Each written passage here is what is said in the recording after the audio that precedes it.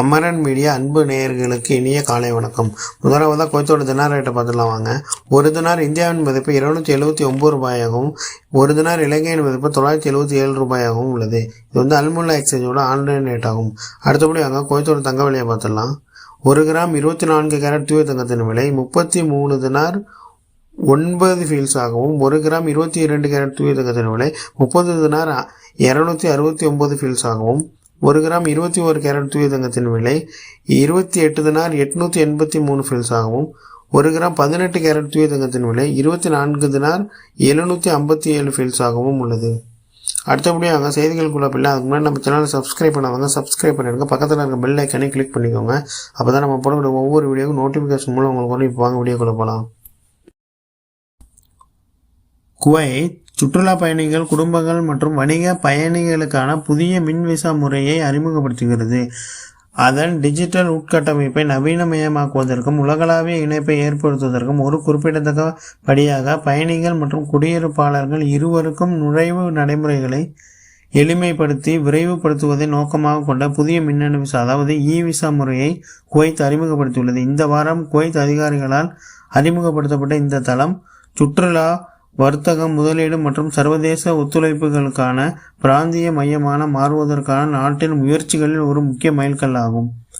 Visa தளம் தற்போது 4 தனித்துவமான விசா வகைகளை வழங்குகிறது. சுற்றுலா, குடும்ப வருகை, வணிக மற்றும் அதிகாரி ஒவ்வொன்றும் பல்வேறு பயண தேவைகளை பூர்த்தி செய்யும் வகையில் வடிவமைக்கப்பட்டுள்ளன.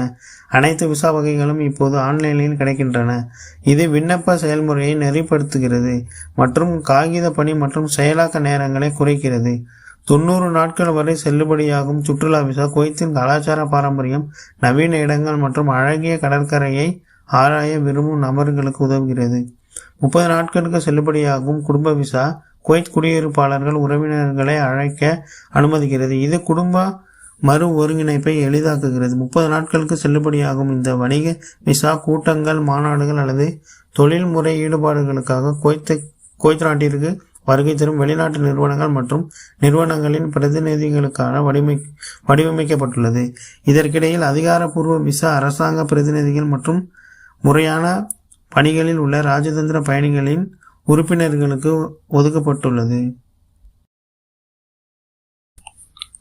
எகிப்தியர்களும் குவைத் மக்களும் ஒரே குடும்பம் போன்றவர்கள் என்று குவைத்துக்கான எகிப்திய தூதர் ஒசாமா ஷால்டவுட் வலியுறுத்தினார். எகிப்தையும் குவைத்தையும் இணைப்பது வெறும் உத்தியோகபூர்வமான உறவுகள் மட்டுமல்ல, பரஸ்பர அன்பு மற்றும் பாராட்டுதலின் அடிப்படையில் உட்கட்டமைப்பை வலுவான பொது உறவுகளும் கூட என்பதை குறிக்கிறது. இந்த உறவை கூட்டு அரபு ஒத்துழைப்புக்கு ஒரு முன்மாதிரியாக மாற்றுகிறது. ஜூலை 23, 1952 புரட்சியின் 73ஆம் ஆண்டு நிறைவை குறிக்கும் உரையில் இரு நாடுகளின் தலைவர்களின் புத்திசாலித்தனமான தலைமையின் கீழ் குவைத் மற்றும் எகிப்திய உறவுகள் தொடர்ந்து முன்னேறி வருவதாகவும் முழு பிராந்தியத்தின் பாதுகாப்பை, ஸ்திரத்தன்மையை மேம்படுத்துவதற்காகவும் தூதர் ஷால்டவுட் வலியுறுத்தினார். இந்த நிகழ்வின் நகராட்சி விவகாரங்களுக்கான இணையமைச்சர் மற்றும் வீட்டு வசதி விவகாரங்களுக்கான இணையமைச்சர் அப்துல்லதீப் அல்-மிஷாரி, நாட்டில் உள்ள பல அதிகாரிகள், தூதர்கள் மற்றும் தூதரக பணிகளின் பிரதிநிதிகள் கலந்து கொண்டனர். குவைத்திற்கான புதிய தூதராக ஸ்கூர் வாட்டரை கனடா நியமித்துள்ளது. மேலும் குவைத்தில் உள்ள கனடா தூதரகம் குவைத்துக்கான கனடாவின் புதிய தூதராக தாரா ஸ்கூர் வாட்டரை நியமித்துள்ளதாக அறிவித்துள்ளது. தூதர் அலியா மவானிக்கு பிறகு ஆகஸ்ட் மாதம் ஸ்கூர் வாட்டர் அதிகாரப்பூர்வமாக தனது பதவியை ஏற்றுக்கொள்வார் என்று தூதரகம் அதன் அதிகாரப்பூர்வ இன்ஸ்டாகிராம் கணக்கில் தெரிவித்துள்ளது. குவைத் புதிய அமைச்சக கட்டமைப்புடன் கல்வி சீர்திருத்தத்தை நோக்கி நகர்கிறது.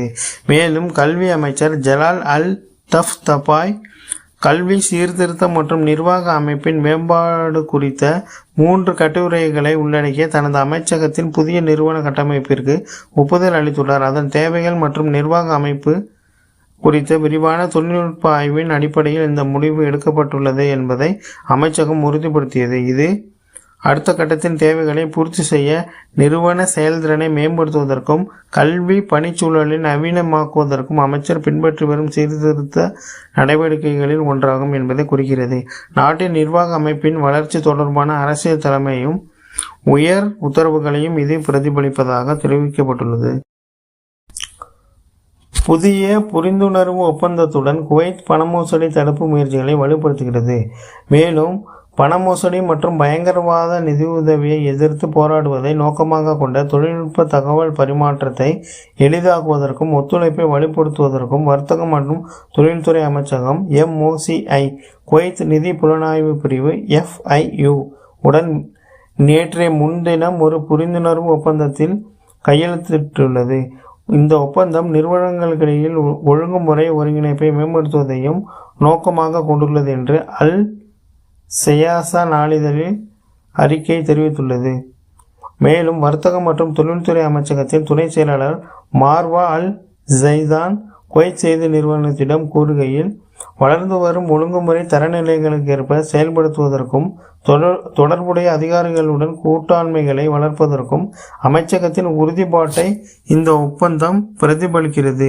அமைச்சகத்தின் மேற்பார்வையின் கீழ் உள்ள நிறுவனங்களுக்கிடையே விழிப்புணர்வையும் ஏற்படுத்துவதில் நிதி புலனாய்வு பிரிவின் முன்னோடி பங்கிற்காக அல் ஜைதான் பாராட்டியுள்ளார். 25ஆம் ஆண்டின் அமைதி குறியீட்டில் குவைத் பிராந்திய ரீதியாக 2வது இடத்திலும் உலகளாவிய இடத்தில் 31வது இடத்திலும் உள்ளது. மேலும் உலகளாவிய அமைதி குறியீடு 2025இல் குவைத் பிராந்திய ரீதியாக 2வது இடத்தையும் உலகளவில் 31வது இடத்தையும் பிடித்துள்ளதாக CNN தெரிவித்துள்ளது. இதற்கிடையில் கத்தார் பிராந்திய ரீதியாக முதலிடத்திலும் உலக அளவில் 27வது இடத்திலும் ஓமன் சுல்தானகம் 3வது இடத்திலும் அதாவது உலகளவில் 42வது இடத்திலும் மற்றும் ஐக்கிய அரபு எமிரேட்ஸ் 4வது இடத்திலும் உலகளவில் 52வது இடத்தையும் பிடித்தன. 2ஆம் உலகப் போருக்கு பிறகு மிகவும் சவாலான சூழ்நிலைக்கு மத்தியில்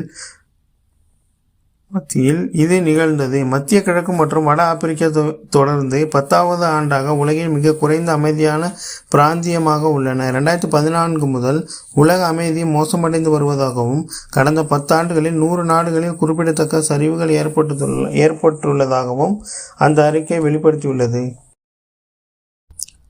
5வது இலக்க அதிவேக சாலையில் வாகனம் கவிழ்ந்து தீப்பிடித்ததில் ஒருவர் உயிரிழந்ததாக தெரிவிக்கப்பட்டுள்ளது. மேலும் வெள்ளிக்கிழமை மாலை 5வது ரிங் சாலையில் ஒரு வாகனம் கவிழ்ந்து தீ விபத்து ஏற்பட்டதைத் தொடர்ந்து பர்வானியா மையத்தைச் சேர்ந்த தீயணைப்பு குழுக்கள் மீட்பு பணியில் ஈடுபட்டுள்ளன. இந்த விபத்தில் ஒருவர் உயிரிழந்தது உறுதி செய்யப்பட்டுள்ளது. நிலைமை கட்டுக்குள் கொண்டுவரப்பட்ட பிறகு அந்த இடம் மேலும் விசாரணைக்காக சம்பந்தப்பட்ட அதிகாரிகளிடம் ஒப்படைக்கப்பட்டதாக தெரிவிக்கப்பட்டுள்ளது. வளைகுடா நாடுகளில் முதல் முறையாக குவைத்தில் பைபாஸ் அறுவை சிகிச்சை வெற்றிகரமாக செய்யப்பட்டுள்ளதாக தெரிவிக்கப்பட்டுள்ளது. மேலும் ஜாபர் அல் அகமது மருத்துவமனையின் வாஸ்குலர் அறுவை சிகிச்சை ஆலோசகர் டாக்டர் அகமது அமீர் குவைத் மற்றும் அரேபிய வளைகுடா பிராந்தியத்தின் கீழ் இது செய்யப்பட்டுள்ளதாகவும் தெரிவிக்கப்பட்டுள்ளது. குவைத்தில் கோடை வெப்பம் அதிகரித்து வரும் நிலையில் பவர் பேங்க் மற்றும் லைட்டர்கள், வாசனை திரவியங்கள் போன்றவற்றை காரின் உள் விட்டு செல்ல வேண்டாம் என தெரிவிக்கப்பட்டுள்ளது. இதுக்கு முன்னாடி வரக்கூடிய வீடியோ பாருங்க, கார் எப்படி எரியுதுன்னு பாருங்க.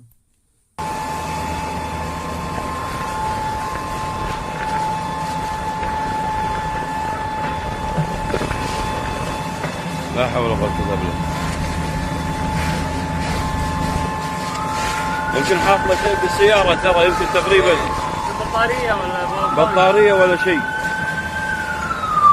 هذا عند البيت.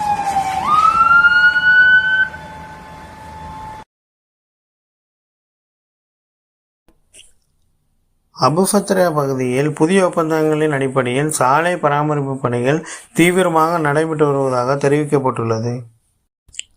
அதேபோல் புதிய நிறுவன அமைப்பை அங்கீகரித்து கல்வி அமைச்சர் ஒரு முடிவை வெளியிட்டுள்ளார். மேலும் பள்ளி நிர்வாகத்தின் புதிய நிறுவன அமைப்பு மற்றும் தொடக்க பள்ளி முதல் இடைநிலை பள்ளி வரை கல்வி நிலையங்களில் 3 உதவி முதல்வர்கள், அதாவது 3 பிரின்சிபல்ஸ் மற்றும் ஆசிரியர்கள் பணியாளர்கள் மீதான நிர்வாக சுமையை குறைத்து ஆசிரியர்கள் கல்வி மற்றும் கற்பித்தல் பணிகளில் தங்களை அர்ப்பணித்துக் கொள்ள உதவும் நோக்கில் உதவி நிர்வாக இயக்குனர் பதவியை உருவாக்குதல், பள்ளி முதல்வரின் மேற்பார்வையின் கீழ் செயல்திறன் மேம்பாட்டுத் துறையையும் சேர்க்கப்பட்டுள்ளதாக தெரிவிக்கப்பட்டுள்ளார். அதேபோல வானிலை ஆய்வு இயக்குனர் தரால் அல் அலி இன்றைய தினம் காற்று குறைவாக வீசக்கூடும் எனவும் நாளை முதல் அதாவது திங்கட்கிழமை முதல் வெப்பநிலை படிப்படியாக உயரும் எனவும் அவர் தெரிவித்துள்ளார். من المتوقع استمرار تأثر البلاد اليوم بامتداد منخفض الهند الموسمي مصحوبا بكتلة هوائية جافة وحارة مع رياح شمالية معتدلة إلى نشطة السرعة قوية أحيانا قد تزيد سرعتها عن 60 كيلومتر في الساعة. تنخفض معها الرؤية الأفقية إلى أقل من 1000 متر خاصة على المناطق المكشوفة وتؤدي إلى ارتفاع الأمواج البحرية أحيانا إلى أكثر من 6 أقدام. أما يوم الأحد يستمر نشاط الرياح الشمالية الغربية وتكون الرياح معتدلة إلى نشطة السرعة تتراوح سرعتها ما بين 15 إلى 55 كيلومتر في الساعة تؤدي إلى انخفاض الرؤية الأفقية على بعض المناطق خاصة المكشوفة كذلك ارتفاع الأمواج إلى أكثر من 6 أقدام. يوم الاثنين من المتوقع أن تهدأ سرعة الرياح تدريجيا وتبدأ درجات الحرارة بالارتفاع التدريجي حتى نهاية الأسبوع ويكون الطقس المتوقع بصفة عامة من اليوم إلى يوم الأحد حار ومغبر نهارا ومائل للحرارة ليلا يترسب الغبار تدريجيا خلال فترة المساء ودرجات الحرارة العظمى المتوقعة تتراوح ما بين 44 إلى 46 درجة مئوية. أما درجات الحرارة الصغرى المتوقعة فتتراوح ما بين 30 إلى 33 درجة مئوية. نذكر قائدين المركبات على الطرق السريعة الانتباه للطريق من انخفاض الرؤية الأفقية وانعدامها المفاجئ بسبب الأتربة والغبار المتصاعد كذلك مرتادين البحر من ارتفاع الأمواج إلى أكثر من 6 أقدام.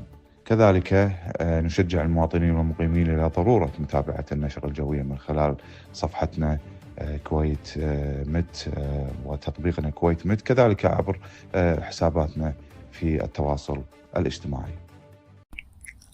அதேபோல் அடுத்த ஆகஸ்ட் மாதம் எண்ணெய் உற்பத்தியை ஒரு நாளைக்கு 5,48,000 பீப்பாய்கள் அதிகரிக்க OPEC+ முடிவு செய்துள்ளதாக தெரிவிக்கப்பட்டுள்ளது. மேலும் செப்டம்பர் மாதத்திற்கான உற்பத்தி அளவை தீர்மானிக்க இந்த கூட்டணி ஆகஸ்ட் 3ஆம் தேதி கூடுவதாகவும் தெரிவிக்கப்பட்டுள்ளது.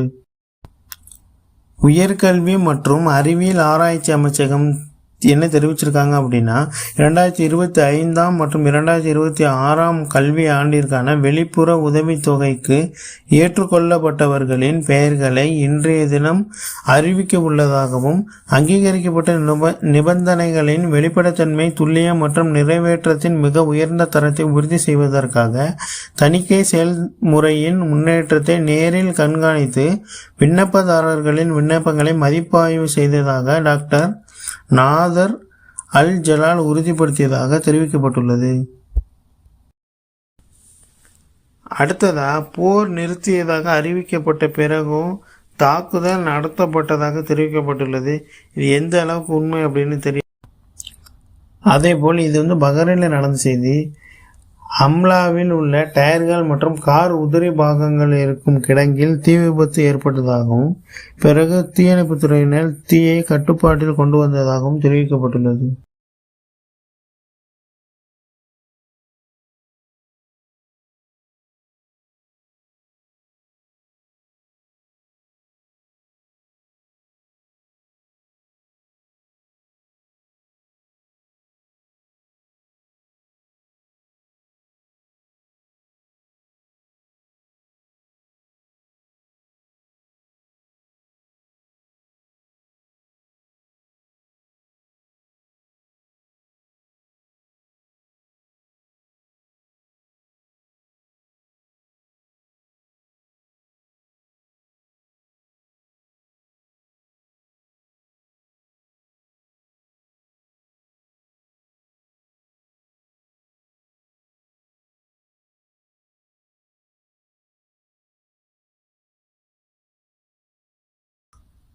அமெரிக்காவின் டெக்சாலில் ஏற்பட்ட திடீர் வெள்ளப்பெருக்கு காரணமாக குறைந்தது 24 பேர் உயிரிழந்துள்ளதாகவும் மேலும் ஒரு கிறிஸ்தவ கோடைக்கால முகாமில் இருந்த 20 சிறுமிகளை காணவில்லை எனவும் ஒரு அறிக்கையில் குறிப்பிடப்பட்டுள்ளது. மேலும் அமெரிக்க அதிபர் டொனால்ட் ட்ரம்ப் இந்த சம்பவம் அதிர்ச்சியூட்டுள்ளதாகவும் பயங்கரமானது என்றும் குறிப்பிட்டுள்ளார்.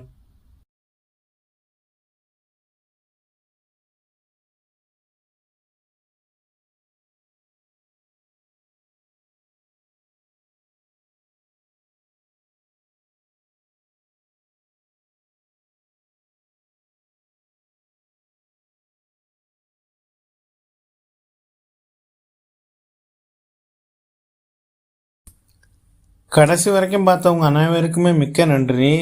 இந்த காணொலியை பற்றி உங்களோட கருத்தை மறக்காமல் கீழே பதிவு பண்ணுங்கள். நன்றி, வணக்கம்.